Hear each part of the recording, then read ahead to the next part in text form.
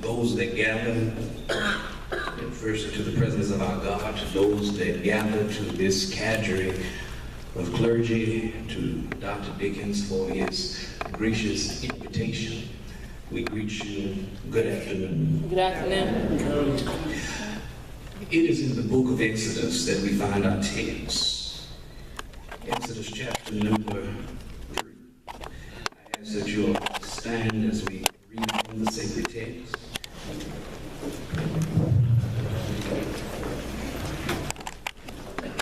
Exodus chapter number 3, verse 7. Then Hashem the Lord said, surely I have seen the affliction of them who are in Egypt. I have heard their cry as a result of their taskmasters. I know their sufferings. I've come down to deliver them out of the hand of the Egyptians and to bring them up to a land that is good and broad, a land flowing with milk and honey, the places of the Canaanites, the Hittites, the Amorites, the Perizzites, the Havites, the Jebusites. You may be seated in the presence of God.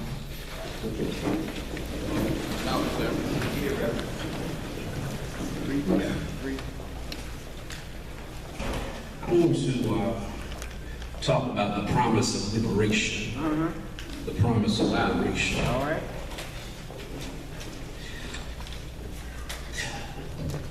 Last week, Friday, I sent to my publisher one of my completed journal articles, and I'm talking about the blood crying out from the earth. There in the core of it, or the thesis, surrounds the spilled blood of young black folk all over this nation.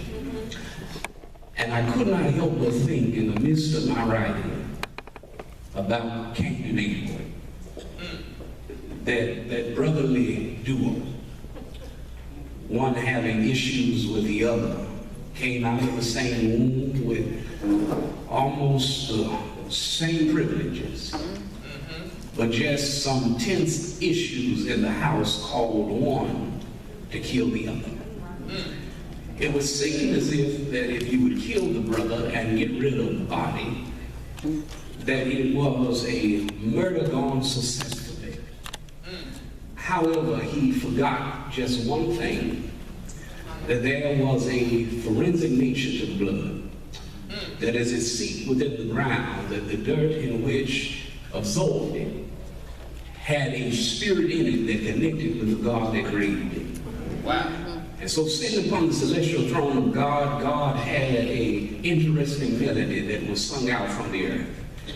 It was screeching, it was crying, and the blood decided that I need to get redemption for this murder. And God sitting upon the throne says that I heard the blood crying out from the earth. And I wanted to sit next to God because I can't sit where God is, and I want to ask the question, how does God feel about all of this blood crying out?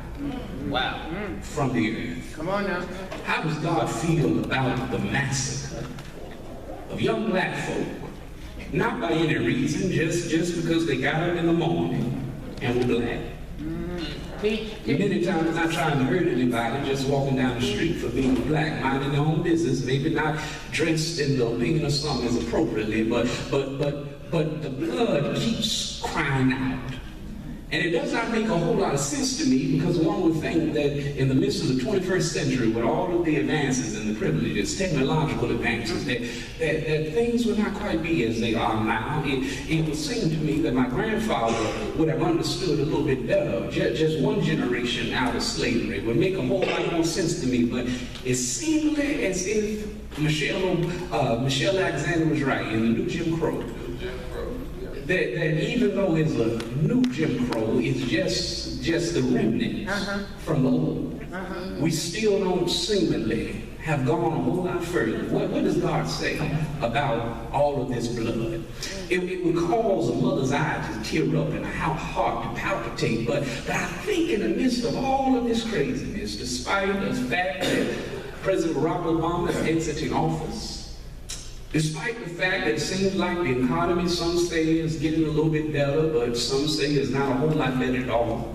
It seems like with all of the shaky surfaces of the world, that what would God say about this blood? I think God sometimes has to go back within the pages of antiquity and speak through them and allow us to recognize that there is not a whole lot of change in things, and those things may seemingly, if you will, refer to the God of our salvation, to seemingly be that the same that God did once, that God is still in the processes of doing those same type of things again. Oppression is not new to black people or persons of our hue because we've understood it so much. We've known how to make brick without straw for a long time. That's why we can relate to the text of Hebrew Bible, because they said that there was a people that for 430 years had not read the clause of their contract. Because the contract was not between them and God, the contract was between them and their forefather, their daddy. Abraham had a whole lot of stuff, but he didn't have no children.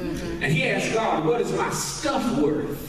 If I die, I don't have anybody to leave it to. He goes to the cleft of the rock, and the Bible says, and the Lord says, I'm going to show you the sky, and the stars are limited in the sky, so it won't be your descendants. But I want to tell you something, that they must know my power, and they must know my redemptive acts, but you can't know it unless you have to hurt. And so I'm going to take them through the olive press, but I'm going to put a clause in the contract. And I'm going to tell them that after you go through, I'm going to get you out, but I'm not going to tell you when.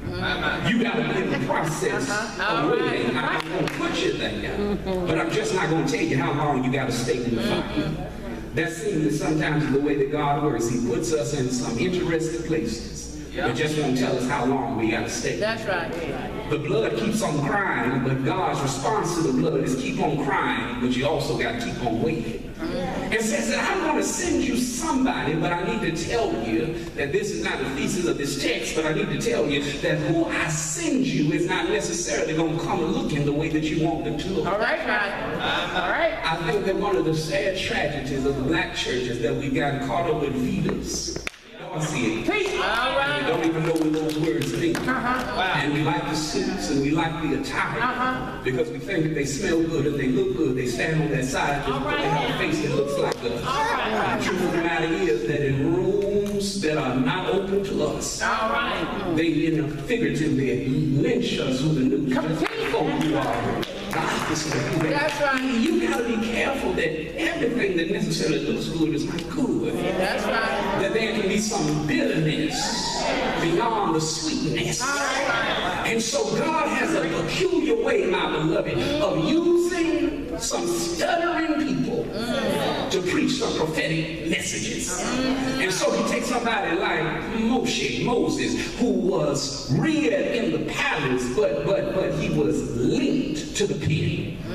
And so there was something in his spirit that called him to go back to the place that birthed him. And there he saw the injustice of one just like him, that the very pit in which they made brick without straw was the one that they turned into a cemetery. And there caused some tension there. And Moses receives a call, a peculiar call, an interesting call from a bush that burned but was not consumed, that tells him that I want you to go and tell Pharaoh. And the response of Moses is, how can I go into a court in which I have no invitation and make a stance before Pharaoh? I know all this blood is crying out from the earth, but how can I make a stance when I'm not dignified and I do not have the speech that is necessary to go before Pharaoh? And here is what God says to him. He says, don't you know that I made broke stuff?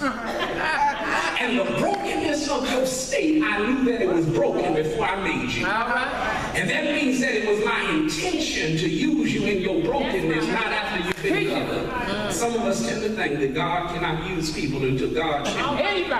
But I need to tell you, if God has fixed you and changed you, there's not a whole lot of testimony just there. The testimony comes in the story that happened before the change. It's the transition from where I am to where I will be, because when you get to the state of being, you are no longer in the process. Being is stagnant. Being is there. Being is it. But as long as I'm becoming, it means that I always have an opportunity to get somewhere else, to do something new, to have another chance. He is in the process of becoming here. And he says, I made you the way that I am, and I want you to go and aid and serve as the catalyst to this redemptive measure. And he says that what I want you to know, all this blood is crying out. He says there's a few things that I want the people to know who feel as though I've forgotten about their circumstance. I've forgotten about their condition. I don't care the fact that they're hungry. I don't care about the fact that they're being brutalized by Pharaoh. I don't care about the fact that they're bleeding. I don't care about the fact that their taskmaster's whip is beating upon their back. That's how they feel, but I want them to know that I am aware of all of that. And so he says here in this text, he says, surely. That's a word that simply just means absolute. It just means a certainty. It is used as a modifier to let them know that I've tuned in to the dilemma of your predicament. That you've been crying for the last 430 years and you feel as though the government does not care about you and the words of your forefather Abraham have gone silent upon heaven. But I'm not just sitting here upon my celestial throne looking down at you, unconscious of what is going on, but I want you to know that I have orchestrated your circumstance, but I'm also in tune with your dilemma. God is always connected, and that's why God serves as a paraclete, one who walks alongside us.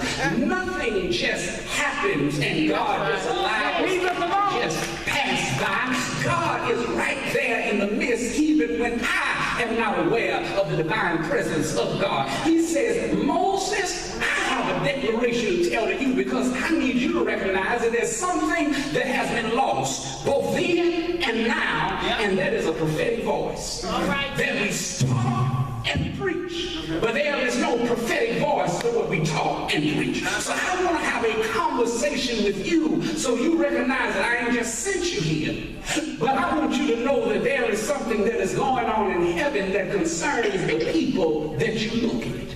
I want you to know that I am cognizant of their plight. He says, surely I've seen the affliction. Surely, absolutely, I've seen it. I've seen Tamir Rice. I've seen Michael Brown. I've seen it. I've seen what's going on. It seems as though you can't get them prosecuted no matter how hard you try.